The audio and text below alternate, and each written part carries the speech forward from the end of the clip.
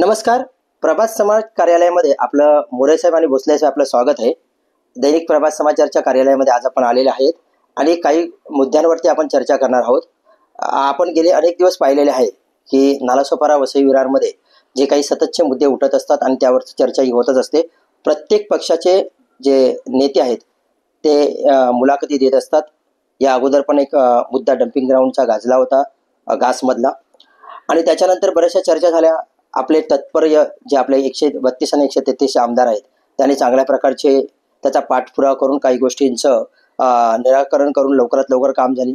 कालच आपण जो पाहिलेला होता की शिंदे गटाच्या वतीने जो एस.टी. महामंडळाचे जिथे जिथे डेपो आहेत आणि त्या डेपोमध्ये महिलांची सुरक्षा आहे की नाही या विषयावरती पण आपल्या वसई तालुक्यामध्ये सर्व तुमचे पदाधिकारी पाठपुरावा करत असेल. मोरे साहेब, काय सांगाल की आज आपण जी चर्चा करणार आहोत अनेक मुद्द्यांवरती, तर आपले अनेक असे मुलाखती दैनिक प्रभात समाचारच्या या यूट्यूब चॅनलवरती झालेल्या आहेत आणि अनेक मुद्द्यांना तुम्ही आतापर्यंत बरेचसे वाचा फोडलेले आहेत आणि लोकांना त्यामुळे न्याय मिळाला आहे. आणि आता आता तर तुमचे हक्काचे महायुतीचे आमदार आहेत आणि त्यामुळे चांगल्या प्रकारचं कार्य चालू आहे. काय सांगाल की आज दोन्ही आमदार जे विधान भवन लढत आहेत, चांगल्या प्रकारचं काम करत आहेत, अनेक मुद्दे मांडत आहेत, तर आजचे विशेष आपण काय सांगाल कार्यपद्धतीवर? नमस्कार. सस्ने जय महाराष्ट्र. संजय मोरे, शिवसेना नालासोपारा शहर सचिव. सर्वप्रथम मी तुम्हाला प्रभात समाचार या चॅनलला धन्यवाद देतो आणि प्रभात समाचारचा जो आज लोकांमध्ये जी जागरूकता आहे, म्हणजे काम करण्याची पद्धत आहे, ही पद्धत सुद्धा खूप चांगल्या पद्धतीने असल्यामुळे लोक प्रभात समाचारचा वाचक आहेत, जे चाहत्या वर्ग आहे हा वाढलेला आहे. ह्या वाढलेल्या वर्गानुसार प्रभात समाचारला सुद्धा पुन्हा एकदा होळीच्या संपूर्ण शुभेच्छा देतो. तुम्ही आता विषय काढला तो डम्पिंग ग्राउंडचा किंवा आमदारांचा, ज्या पद्धतीने जे निवडून गेलेले लोकप्रतिनिधी आहेत ते आम्ही तुम्हाला पहिलंच म्हणजे इलेक्शनच्या अगोदरच सांगितलं होतं की ओलम साहेब, आमचे जे लोकप्रतिनिधी आहेत हे निवडून गेल्याच्या नंतर जर तुम्ही त्यांनी जर नाही काम केलं तर तुम्ही कॉलर आमचे पकडायचे म्हणून. आज त्यानुसारच आणि त्याला साजेशा पद्धतीने वसई विधानसभेतील तिन्ही आमदार आपापल्या परीने चांगल्या पद्धतीने काम करतायत, चांगल्या पद्धतीने आपापली बाजू विधानसभेमध्ये मांडत आहेत. आजचं जे अर्थसंकल्पीय आता अधिवेशन चालू आहे, या अधिवेशनामध्ये तिन्ही आमदारांनी वसई विरार वसई तालुक्यातल्या संपूर्ण जनमानसांना ज्या हव्या असणाऱ्या पूरक गोष्टींचा पाठपुरावा करतायत. त्या अनुषंगाने ते आपापले प्रश्न विधानसभेत उपस्थित करतायत. साहेब, काय सांगाल की मध्ये एक असा मुद्दा होता की आमदार तर बाकीचे मुद्दे मांडतच आहेत, पण तुम्ही जिव्हाळ्यांचा आणि मुलांचा विषय जो होता की शाळेसंदर्भामध्ये अनेक शाळांमध्ये जे प्रॉब्लेम निर्माण झालेले आहेत, कारण मग ते अग्निशामक दलासाठी असू देत किंवा जागेचा विषय खेळाच्या मैदानाविषयी असू देत, काय सांगाल तो पाठपुरावा तुमचा कुठपर्यंत आहे? साहेब, फार हा प्रश्न जटिल प्रश्न आहे. गेले 6 वर्ष मी या प्रश्नावरती मी स्वतः काम करतोय. वसई तालुक्यामध्ये 187 शाळा बेकायदेशीर अनधिकृत शाळा आहेत आणि हा प्रश्न देखील आता हे अधिवेशन संपल्याच्या नंतर सन्माननीय आमदार महोदय आहेत, जे लोकप्रतिनिधी आहेत, त्यांच्या निदर्शनास आम्ही आणून देऊन वसईला लागलेला हा जो कलंक आहे हा पुसण्याचा प्रयत्न करणार.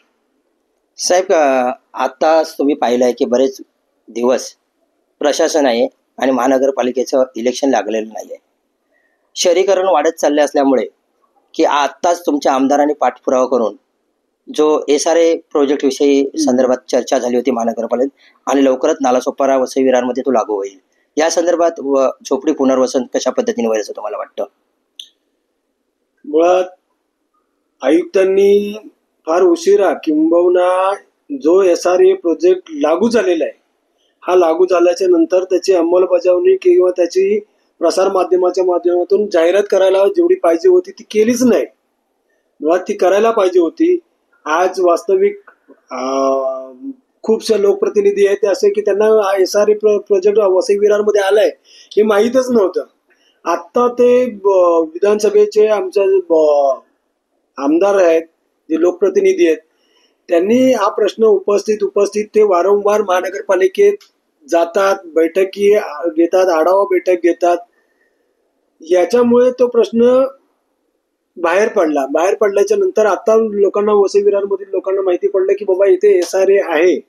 आता त्याची काटेकोरपणाने अंमलबजावणी व्हावी एवढंच म्हणजे शुभेच्छा आहेत. आणि एवढंच आयुक्तांना सांगणंही देखील आहे की बाबा प्रामाणिकपणाने त्या SRA ची तुम्ही अंमलबजावणी करा, जेणेकरून त्या गोरगरिबांना फायदा होईल. त्या 41 इमारती जे तुटले, ते जे 2000 कुटुंब बेघर झालेले आहेत, त्यांना पुरेपूर वापर करता येईल आणि पुरेपूर उपयोग होईल. साहेब, आजच महानगरपालिकेचा अर्थसंकल्प आयुक्तांनी जाहीर केलेला आहे आणि त्या अर्थसंकल्पामध्ये वरती तुम्हाला काय चर्चा कराल? साहेब, अर्थसंकल्प जाहीर झालेला आहे. फक्त तो जो 200 कोटीमध्ये होता तो 300 कोटीपर्यंत गेलेला आहे. आता त्या अर्थसंकल्पावरती व्यवस्थित आम्ही अभ्यास करू. अभ्यास केल्याच्या नंतर तुम्हाला व्यवस्थित एक चांगली मुलाखत त्याच्यामध्ये देऊ. ती मुलाखत अशी असेल की त्या अर्थसंकल्पाचा पूर्ण अभ्यास करून तो लोकांपर्यंत कसं जाईल, त्या लोकांपर्यंत त्याची कशी माहिती होईल, या बाबतीत व्यवस्थित अभ्यास करून तुम्हाला ते आम्ही वेळेवरती कळवणार. फक्त एवढंच की अर्थसंकल्पाच्या अनुषंगाने एक तर अगोदरच महानगरपालिकेचा जो टॅक्स आहे, रहिवासी टॅक्स आहे आणि वाणिज्य जो टॅक्स आहे, हे दोन्ही टॅक्स फार मोठ्या प्रमाणात आहेत आणि मोठ्या प्रमाणात असून देखील त्या पद्धतीच्या सुविधा नाही आहेत. आत्ताच तुम्हाला काय सांगितलेलं की शाळेचा जो मुद्दा, जर तुम्ही शालेय कर घेताय तर मग महानगरपालिकेची शाळा का नसावी? साधा आहे. नाही तर मग तुम्ही कर घेऊ नका ना. जर घेत असाल तर तुम्ही त्या सुविधा द्यावा. आणि बरोबर. या बाबतीत सन्माननीय आमदार वसईच्या सौ स्नेहा दुबे पंडित यांनी देखील या अधिवेशनमध्ये मुद्दा उपस्थित केलेला आहे की सदर वसई तालुक्यातल्या शहरी भागातल्या ज्या शाळा आहेत, त्या शाळा महानगरपालिकेने हस्तांतरित कराव्यात म्हणून. त्याच्यामुळे बघू आता कुठपर्यंत कशा पद्धतीने यश मिळतं येते. दोन्ही आमदारांच्या पाठपुरावामध्ये कासमध्ये होणारं डम्पिंग ग्राउंड तुर्तास हटवलं गेलं आहे, यावरती काय सांगाल? यावरती सर्वप्रथम मी वसई विधानसभेच्या आमदार सौ स्नेहा दुबे पंडित यांचा खरोखर मनपूर्वक आभार मानतो, त्यांना धन्यवाद देतो याच्यासाठी की त्यांनी ह्या प्रश्नावरती एवढा जलद गतीने ऍक्शन घेतली की म्हणजे इकडे डम्पिंग ग्राउंडच्या इमारती कोसळल्या, त्याच्यानंतर आयुक्तांनी एवढा झटकेपटपणे तो निर्णय लागू केला की बाबा तिथलं डम्पिंग ग्राउंड हटवलंय आणि ते घास या ठिकाणी टाकलेलं आहे.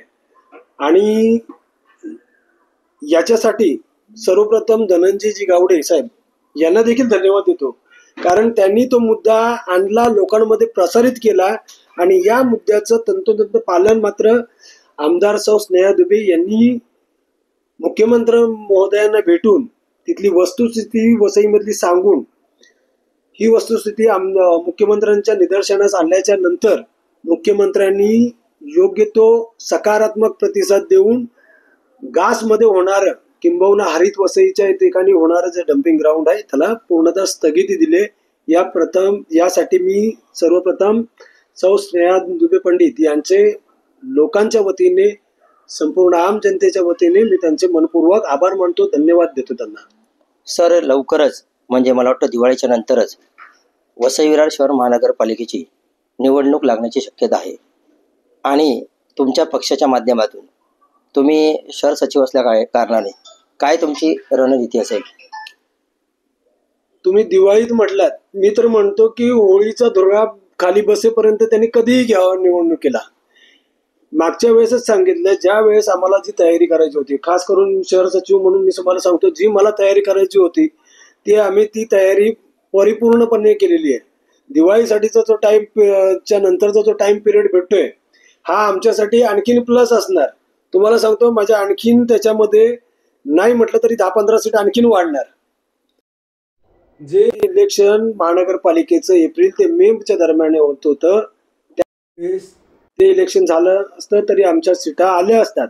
परंतु तेच महानगरपालिकेचं इलेक्शन आता दिवाळीच्या पुढे जात असेल तर शिवसेनेच्या 15 सीट जास्त आहे ते लिहून ठेवायचं.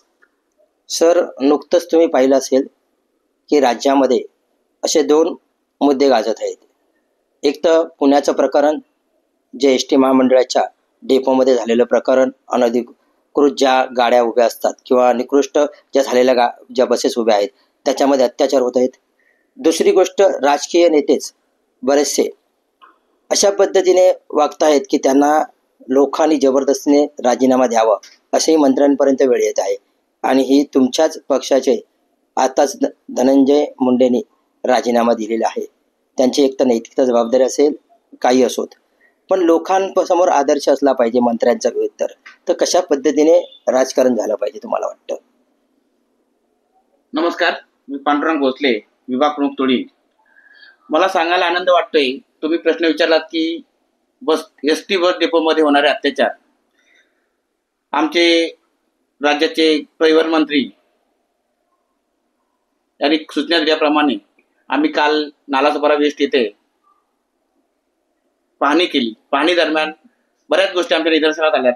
आम्ही शिवसेनेच्या वतीनं त्यांना काही माहिती दिली की अशा प्रकारे आम्हाला कुठल्या प्रकारे आम्हाला संरक्षण पाहिजे, महिलांचं संरक्षण असो, बस क्लिनिंग असो, स्वच्छतागृह असो, अनेक गोष्टींवरती आम्ही त्यांना दाखवून दिल्यात आणि त्यावर आम्ही काम सुद्धा करणार आहोत. आम्ही ज्या ज्या गोष्टी डेपोला लागणार आहेत, महानगरपालिकाकडून असो किंवा महाराष्ट्र सरकारकडून असो, आम्ही सरकारला लेखी निवेदन देऊन ते सोडवण्याचा प्रयत्न करणार आहोत. सर, आमदार आपले सतत तिन्ही आमदार महायुतीचे चांगल्या प्रकारचं काम करत आहेत, असं निश्चित काम करतायत. नक्कीच. आणि त्याचा लेखाजोखा हा सगळ्या पब्लिक समोर आहेत. वसईचे आमदार असतील, नालासोपाराचे आमदार असतील, बोईसरचे आमदार असतील, हे महायुतीचे आमदार वसई विरार महानगरपालिकेसाठी उत्कृष्टपणे काम करतायत. आणि असंच काम करत राहिलेत तर येणाऱ्या महानगरपालिकेत शिवसेनेचा आणि महायुतीचा भगवा झेंडा नक्की फडकेल. साहेब, अंदाजी जर युतीमधून तुम्ही जर लढलेत आणि आपण तर नगरसेवक पदासाठी उभे तर राहायला तुमची पूर्वतयारी झालेलीच आहे, कशा पद्धतीने वातावरण असेल आणि विजय कशा पद्धतीने असेल? साहेब, वातावरण अतिशय सकारात्मक पद्धतीने असणार. दुसरी गोष्ट, ज्या पद्धतीने आमचे लोकप्रतिनिधी सन्माननीय आमदार महोदय ज्या पद्धतीने काम करतायत, ज्या पद्धतीने आपापले मुद्दे मांडतायत, तुम्ही स्नेहाताई दुबेंचे अधिवेशन मधले भाषण ऐका, सन्माननीय राजनप्पांचे मुद्दे ऐका. त्यांनी आत्ता ते विरार ईस्ट वेस्टच्या ब्रिजच्या संदर्भात प्रश्न मांडलेला आहे. आमच्या इथे आचोळ्याच्या जागेच्या संदर्भात अतिशय महत्वाचा मुद्दा होता आणि अतिशय चांगल्या पद्धतीने तो मांडलेला आहे. आणि संपूर्ण जनतेचा त्यांना ह्या प्रश्नासाठी पूर्णतः पाठिंबा आहे, कारण ते खरोखर हॉस्पिटल होणं फार गरजेचं आहे. आणि आचोळेला झाल्याच्या नंतर ते एक सेंट्रलाइज होऊन जाईल, सगळ्यांना त्याचा लाभ मिळेल. त्याच्यामुळे जे लोकप्रतिनिधी तिकडे पेल्लार ह्या विभागामध्ये आमदार सन्माननीय श्री तरे साहेब आहेत, तरे साहेब हे अतिशय जहाल आक्रमक असे आमदार आहेत. त्यांची सुद्धा काम करण्याची शैली अतिशय जबरदस्त आहे. त्या पद्धतीने म्हणजे कुठेही तिन्ही आमदार एकत्र निवडून आल्यामुळे वसई तालुक्याचा चांगल्या पद्धतीने तिन्ही ठिकाणी चांगल्या पद्धतीने उलगडा होतोय, चांगल्या पद्धतीने कामकाजाची दिशा आहे. आणि तिन्ही म्हणजे ह्या कोपऱ्याला झाला, ह्या कोपऱ्याला नाही झाला असं नाही होत. तिन्ही बाजूला ऍट अ टाइम चांगल्या पद्धतीने कामं होऊन जात आहेत. आणि ह्याचा फायदा हा आम्ही लोक उचलतोय. याचाच फायदा आम्हाला येणाऱ्या महानगरपालिकेच्या इलेक्शन मधून होणार.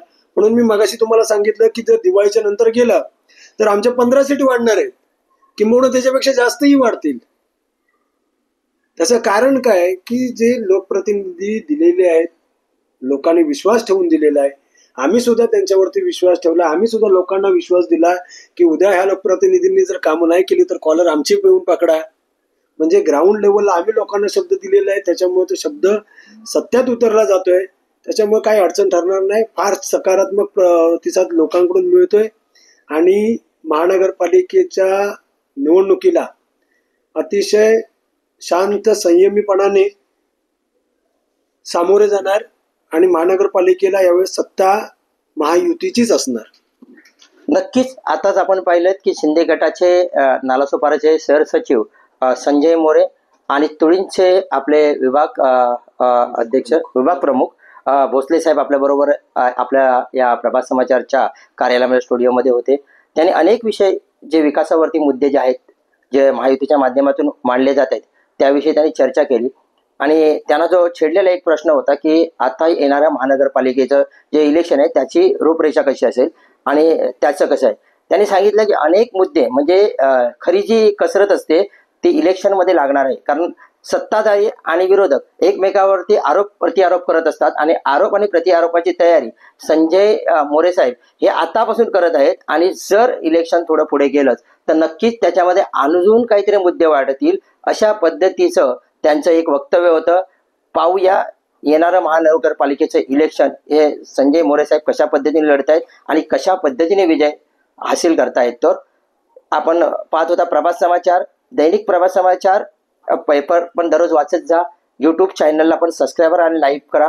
धन्यवाद. थँक्यू. जय महाराष्ट्र.